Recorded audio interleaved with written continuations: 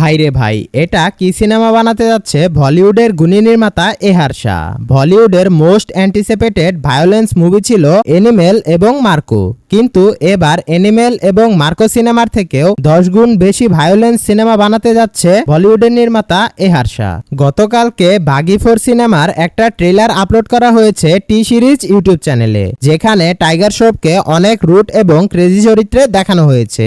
ভাইরে, সত্যি বলতে বাগি 4 সিনেমার যে ট্রেলারটা বানানো হয়েছে সেটা নিঃসন্দেহে বলিউডের ক্যারিয়ারের one of the best trailer ever. ট্রেলারে প্রত্যেকটা চরিত্রকে অনেক সুন্দরভাবে ফুটিয়ে তোলা হয়েছে। টাইগার শ্রফ ছাড়াও বাগি 4 সিনেমাতে আরও থাকবে হারনাজ সান্ডু, সোনাম বাজওয়া এবং সঞ্জয় দত্ত। এই সিনেমার ট্রেলারের সবচেয়ে ইন্টারেস্টিং যে ক্যারেক্টারটা রয়েছে সেটা হলো এই সিনেমার ভিলেন অর্থাৎ সঞ্জয় দত্ত।